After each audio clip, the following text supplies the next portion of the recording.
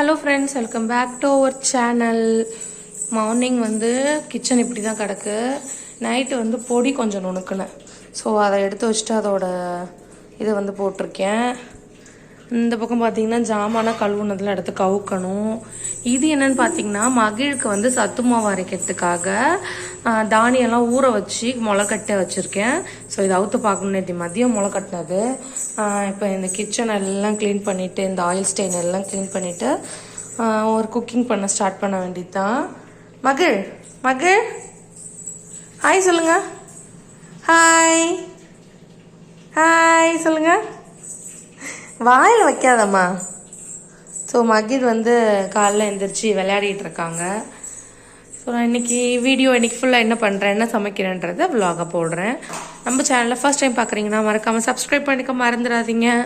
வாங்க வீடியோக்குள்ளே போகலாம். ஸோ நான் வந்துட்டு இந்த மிஸ்டர் மசில் வந்து யூஸ் பண்ணுறேன் அடுப்புக்கு. இது வந்து என்ன அப்படின்னா, இந்த எண்ணெய் வந்து என்ன தான் நீங்கள் கழுவினாலும் ரவுண்டாக ஒரு கரை இருக்கும். ஸோ அந்த கரைக்காக வந்து இது யூஸ் பண்ணுறேன். ஸோ இது வந்து சும்மா 2 ஸ்ப்ரே போதும். 2 ஸ்ப்ரே அடிச்சுட்டு இந்த மாதிரி ஒரு துணியை வச்சு நல்லா வந்து தொடச்சிட்டிங்கன்னா இந்த கிளாஸ் ஸ்டவ் மேலே வந்து இந்த மகிழ் சும்மா மகிழ் கிளாஸ் ஸ்டவ் மேலே வந்து இருக்க அந்த ரவுண்டான கரை வந்து சுத்தமா வந்து எடுத்துரும். அப்புறம் உங்ககிட்ட இன்னும் டவுட் வச்சுக்கிட்டு ஒன்றும் பண்ண முடியலங்க. வர இந்த இதில் வந்து இந்த பால் வந்து பொங்கி ஊற்றி இந்த இதில் வந்து ஒரு கரையாயிடுதுங்க. ஸோ இதை வந்து எப்படி க்ளீன் பண்ணுறதுன்னு தெரில. நானும் கம்பி நார் போட்டு பார்த்துட்டேன், எல்லாமே போட்டு பார்த்துட்டேன். எப்படி வந்து அதை க்ளீன் பண்ணுறதுன்னு தெரில. உங்கள் யாருக்காவது ஐடியா இருந்துச்சு இல்லை நீங்கள் வந்து எப்படி க்ளீன் பண்ணுவீங்கன்னு கொஞ்சம் ஷேர் பண்ணுங்கள் கமெண்ட்ஸில். ஸோ நானும் வந்து அதை ஃபாலோ பண்ணிக்கிறேன். ஏன்னா க்ளீனாக வந்து க்ளீன் பண்ணி வச்சுருவேன். பட் ஆனால் அந்த கருப்பு மட்டும் போக மாட்டுது. என்ன சுரண்டுனாலும் இது பண்ணாலும் பால் கரை வந்து அப்படியே பிடிச்சிடுது. So please share the tips with me. So next வந்து எண்ணெய் வந்து சமைக்கிறேன்றதை காட்டுறேன். ஸோ இட்லி வந்து ஊற்றிட்டேன். இட்லி வந்து ஊற்றி மாமாவுக்கு வந்து இட்லி கொடுத்து விட்டுட்டு பேலன்ஸ் இட்லி மகிழுக்கு அவங்க ஷாமுக்கு இருக்குது. நான் வந்து தோசை ஊற்றிப்பேன் கம்பு மாவு போட்டு. மகிழுக்கு வந்து இந்த பால் காய்ச்சி வச்சுருக்கேன். அப்புறம் வந்து சட்னி வந்து இன்னைக்கு காலைல அரைக்கல. நேற்று நைட்டு வந்து கார சட்னி பண்ணேன்னா, ஸோ அதில் ரெஃப்டோவர் இருந்துச்சு, அதே வச்சிடலான்னு சொல்லிட்டு. அப்புறம் நைட்டு அரைச்ச பொடி இருக்குது. ஸோ பொடி கார சட்னி தான் இன்னைக்கு காலையில் வந்து இட்லிக்கு தொட்டுக்க. இது வந்து கொள்ளு பொடி. ஸோ உங்களுக்கு ரெசிபிஸ் வேணும்னா வந்து சொல்லுங்கள், நான் வந்து ஷேர் பண்ணுறவங்க கூட. எப்பயும் போல் நம்ம பொடி நுணுக்கும் போது கொள்ளையும் சேர்த்து அதோட வறுத்துக்கணும். கொள்ளும் கருவேப்பிள்ளையும் சேர்த்து வறுத்துக்கிட்டிங்கன்னா நல்லா வாசமாக இருக்கும். கொள்ளோட வாசம் வந்து டாமினேட் பண்ணாது. ஸோ நான் அப்படி தான் அரைச்சி வச்சுருக்கேன். இப்போ மகிழுக்கு வந்து சாப்பாடு ஊட்ட போகிறேன். அவன் எப்பயுமே வந்து பால் ஊற்றி தான் சாப்பிடுவான். இன்னும் சட்னிலாம் ஊற்றி சாப்பிட பழக மாட்டான். சட்னிலாம் பிடிக்க மாட்டேது. ஆனால் குழம்பு ஊற்றி சாதம் சாப்பிட்றான். ஆனால் சட்னி தொட்டுட்டு இட்லி இன்னும் சாப்பிட பழகலை. ஸோ முளை கட்டின பயிர் வந்து எப்படி இருக்குன்னு பார்ப்போம்.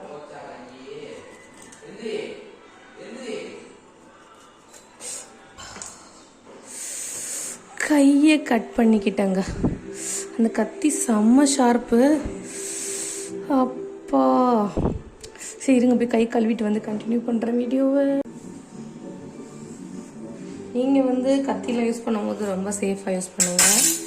என்ன மாதிரி வந்து ரொம்ப கேர்லெஸ்ஸாக வந்து யூஸ் பண்ணாதீங்க.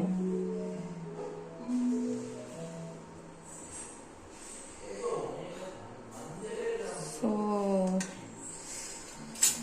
பார்த்தீங்கன்னா பயிரெல்லாம் வந்து எவ்வளோ சூப்பராக வந்து முளை கட்டி வந்திருக்குன்னு பார்த்தீங்கன்னா தெரியும்.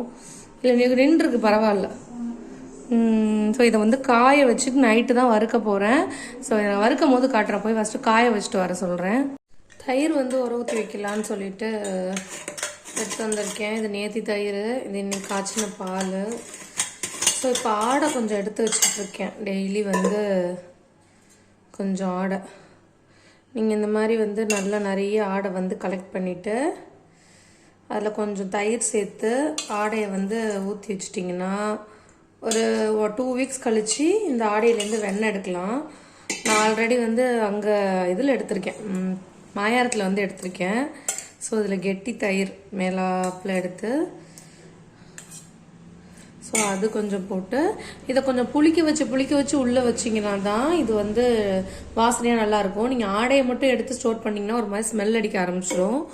எப்பயுமே தயிர் உர ஊற்றும் போது பால் கொஞ்சம் வெதன்னு சூட்டில் இருக்க மாதிரி பார்த்துக்கோங்க. வெதன்னு சூட்டில் இருக்க மாதிரி போது நீங்கள் வந்து உர ஊற்றுனீங்கன்னா பால் வந்து நல்ல தயிராகும். நான் இதை மூடி வச்சிடுறேன். ஸோ நான் சாம்பார் வைக்க போகிறேன், 1 part சாம்பார். ஸோ அதுக்கு வந்து ஒரு 3/4 சுண்டு அளவுக்கு பருப்பு எடுத்து தண்ணி ஊற்றிக்கிறேன். சுண்டைக்காய் வந்து ஊர்லேருந்து எடுத்துகிட்டு வந்தேன். ஸோ சுண்டைக்காய், கத்திரிக்காய், முருங்கைக்காய் போட்டு சாம்பார். ஸோ இப்போ 1 part வந்து ரொம்ப ஈஸிங்க.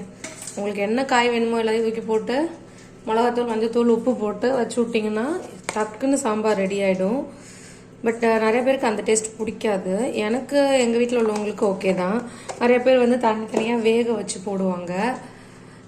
மஞ்சத்தூள் போட்டிருக்கேன்னா அடுத்து மிளகாத்தூள், மல்லித்தூள். மிளகாய்த்தூள்லாம் நான் ரொம்ப கம்மியாக தாங்க. அடிக்கிற வெயிலுக்கு வந்து காரமே சேர்க்காமல் இருந்தாலும் பரவாயில்லையான்னு தோணுது. உங்கள் ஊர்லலாம் வெயில் எப்படி இருக்குன்னு சொல்லுங்கள். ஏன்னா இங்கே திருச்சியில் வந்து வெயிலான வெயிலுங்க. வேர்த்து ஊற்றுது, கிச்சன்லேயே நிற்கவே முடியலங்க, அந்தளவுக்கு வந்து வெயில். இல்லை ஒரு கொட்டை அளவுக்கு புளி. நான் எப்பயும் கடையில் வாங்குகிற புளின்றதுனால கொஞ்சம் ஊற வச்சிருவேன். ஏன்னா டக்குன்னு இம்மீடியட்டாக வந்து நமக்கு வந்து அது கரைக்க முடியாது. ஸோ தண்ணி ஊற்றி கொஞ்சம் ஃப்ரிட்ஜில் வச்சிட்டோம்னா தேவைங்கிறப்ப எடுத்துப்பேன். 1 week வரைக்கும் ஸ்டோர் பண்ணிக்கலாம், வீணாக போகாது. நீங்கள் வந்து கடையில் வாங்குறீங்க அச்சு புளி அப்படின்னா கரைக்க லேட் ஆகுதுன்னா இந்த மாதிரி கொஞ்சம் தண்ணி ஊற்றி ஃப்ரிட்ஜில் வச்சிட்டிங்கன்னா ஈஸியாக வந்து உங்களுக்கு அக்சஸ் பண்ண ஈஸியாக இருக்கும். அடுத்து வந்து கீரை வந்து முளைக்கீரை அரைஞ்சி வச்சுருக்கேன். ஸோ முளைக்கீரையை வந்து மசியல் மாதிரி பண்ணுவோம் இல்லையா, அது பண்ணிவிட்டு கோவக்காய் வந்து கொஞ்சம் இருக்குது. ஸோ கோவக்காவை வறுக்க போகிறேன்.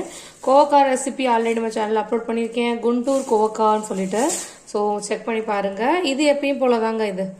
ஸோ இது இன்னும் கொஞ்சம் ஃபைனாக வந்து நறுக்கிருக்கணும், கொஞ்சம் பெருசாக நறுக்கிட்டேன்.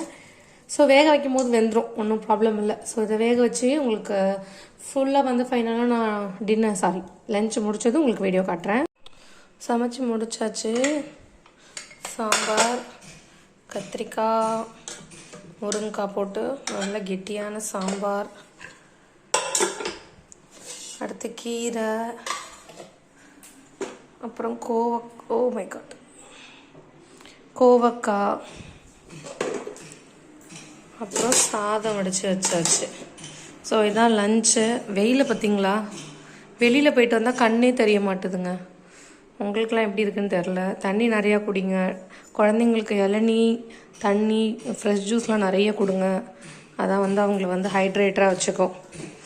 ஸோ மோர் இருக்குது, இது அப்புறம் வர ஊற்றின மோர். அவ்வளோதாங்க. இந்த வீடியோ இதோட முடியுதா இல்லை ஈவினிங் கண்டினியூ பண்ணலான்னு தெரில. இதோட முடிச்சுக்கிட்டா நம்ம இன்னொரு வீடியோவில் மீட் பண்ணலாம். ஈவினிங் கண்டினியூ பண்ணேன்னா கண்டினியூவாக பாருங்கள். Bye friends.